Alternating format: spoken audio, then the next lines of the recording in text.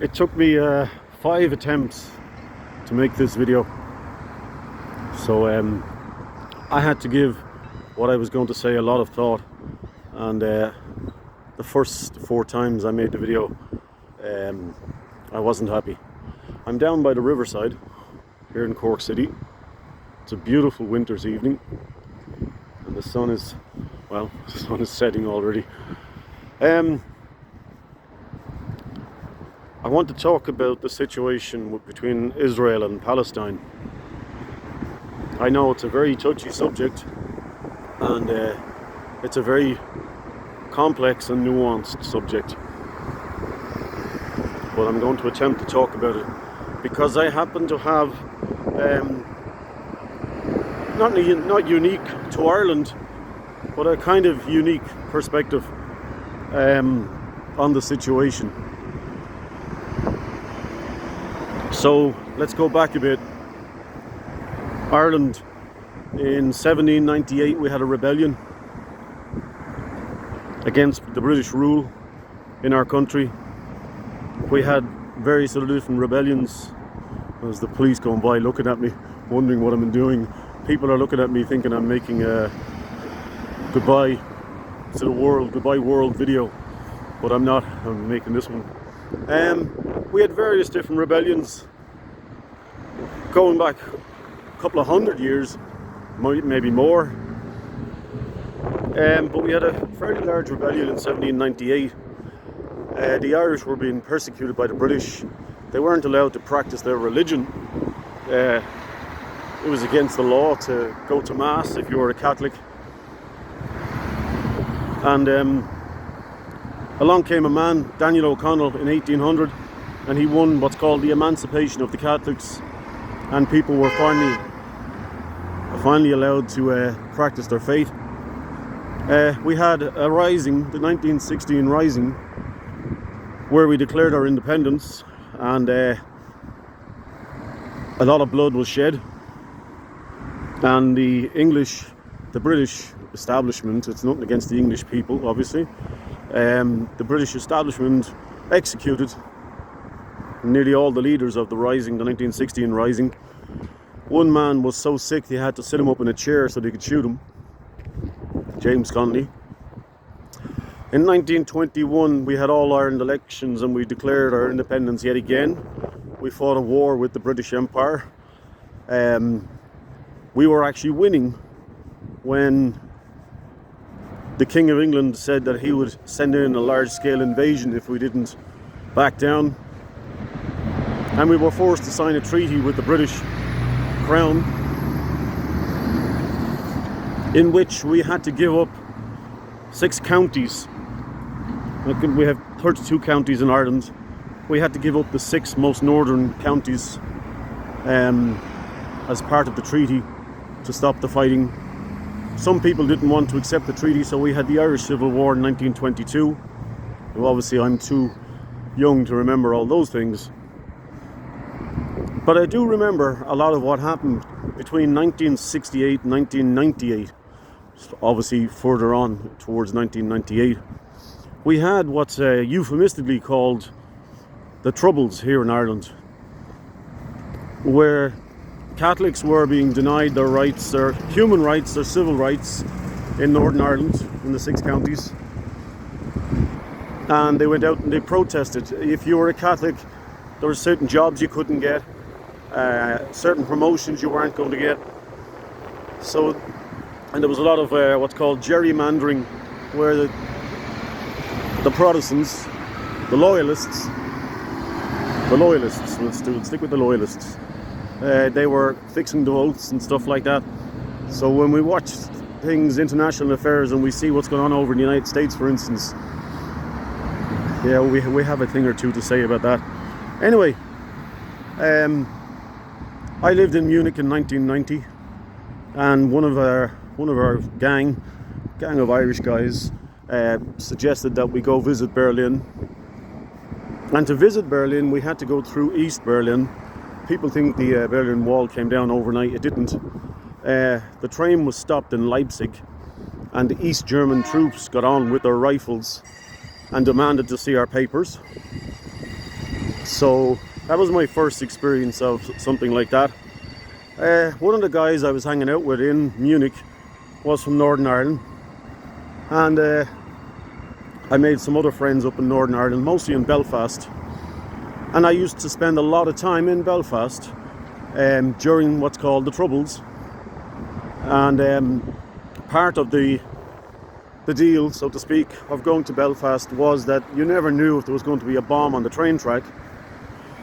And very often the train, and I was up there quite a lot, so very often the train would be stopped and they would declare that a suspicious object has been found on the tracks, and we'd all have to get off the train and get onto buses to continue our journey.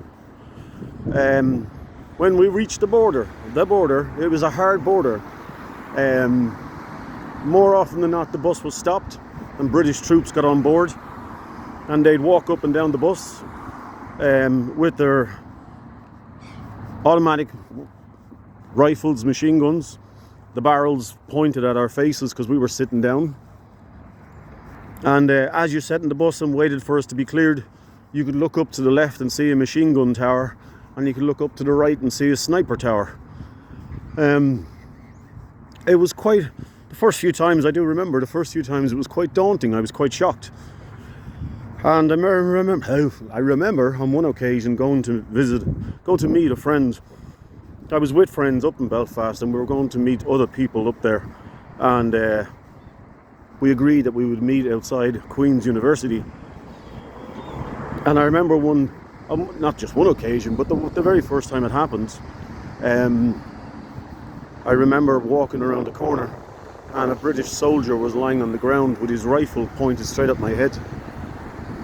So I have, as I said, a kind of unique perspective on the situation with Palestine and Gaza, the West Bank, Palestine, insofar as I witnessed what it was like to live under occupation and to be stopped and to be like, you couldn't go into a store without being searched. If you had a handbag, like if you were a woman or if you were a man with a backpack, they searched your bags going into every store. So the reason why I say all this is we also here in Ireland have a unique perspective, and those of us old enough to remember these things,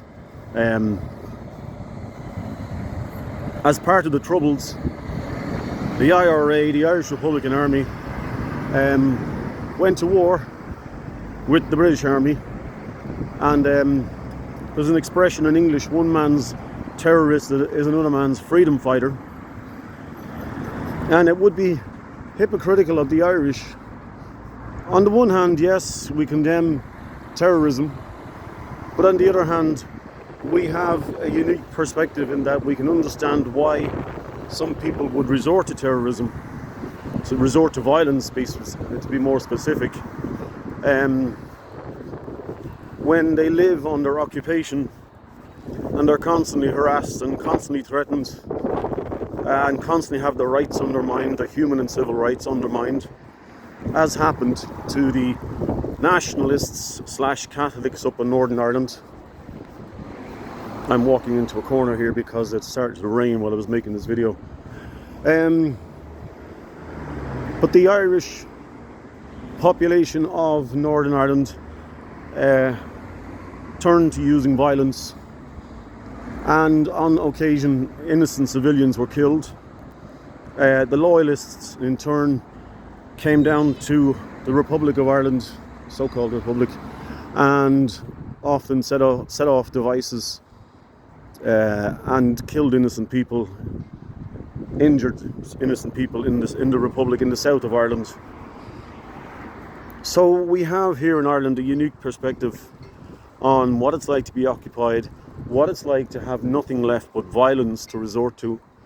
And we have, now thankfully nobody close to me was ever killed. I do remember in the 1970s, my father was on Talbot Street, Talbot Street, or around that area, and bombs went off in the city centre, in Dublin city centre. And I remember my mother being glued to the TV and wondering, was he going to come home? even though he wasn't a great husband, but anyway, or father. But so we've lived with this kind of situation in Ireland. I'm a man of a certain age. As I said, I have a unique perspective in that I spent a lot of time up in Northern Ireland and Belfast specifically. And my father was a member of the IRA, and our house was raided by the Special Branch, our house in Coolock, on more than one occasion. In the middle of the night, they'd come in and raid the house and search the house from top to bottom for weapons. You know, my father is dead now, but that's so I can say these things fairly freely. But I remember listening to all the ballads about the IRA and about their heroic feats against the British Army. Sean South of Garryowen is one ballad. Get out you black and tans. Oh yeah, I forgot to mention that.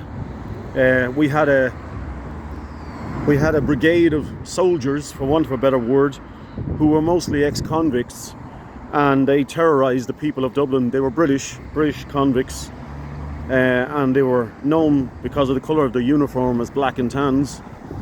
They weren't proper. They were paramilitaries. They weren't proper soldiers in the British Army, but they caused a lot of trouble in the south of Ireland before we were partitioned, the black and tans. So on top of that, the British actually held on to quite a few military bases and navy bases right up until 1938, as far as I can remember. Cove, I think, wasn't handed back until 1938. So there are people alive, maybe 70, 90, that's 100, it's not even 100 years. Yeah, so there are people alive in this country who would remember the British forces still being in this country right up until 1938. So it goes without saying, but people are idiots, so I have to say it. I condemn all violence. I absolutely condemn it. I condemn what's being done to the people of Gaza, especially North Gaza, people of Lebanon. Israel is bombing everything around it. And the people of Lebanon were already struggling and suffering because of massive inflation. Now to have a war on their doorstep, with the occasional bombs coming inside their doorstep, American-made Israeli bombs. And look, I have a lot of friends in the US. I don't blame the ordinary common Englishman or woman for what happened in our country. I don't blame any ordinary American for what I was going to say government, and then I thought I might say regime, for what their regime has done throughout the world. You know, the people of Cuba are suffering. They've been under an embargo for decades and decades. The people of Venezuela are suffering because of US sanctions.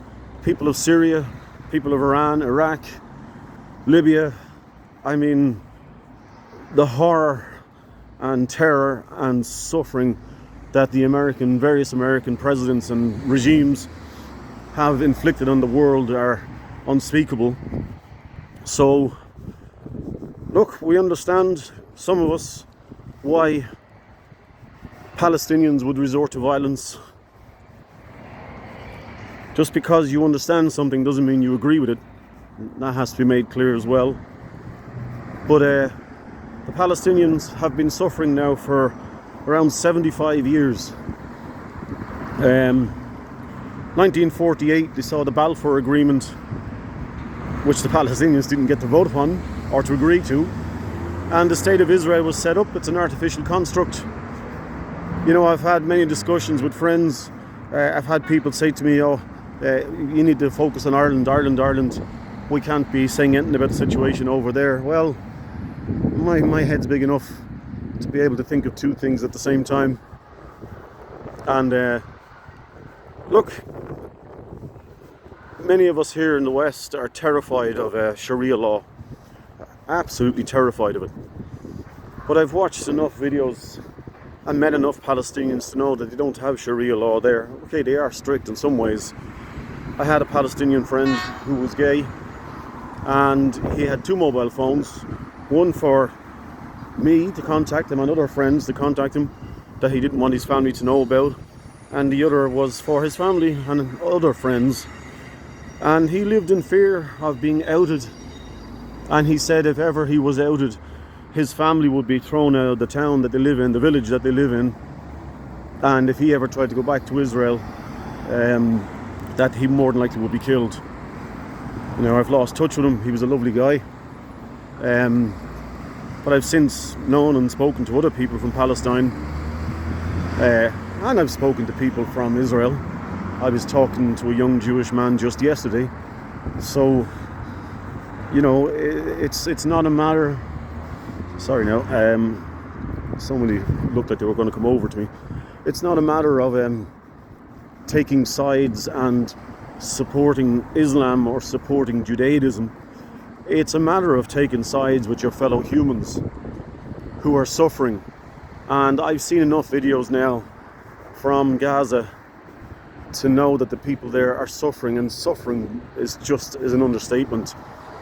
I've seen videos of the dead babies, and I've seen videos of children with their limbs blown off and stuff like that. And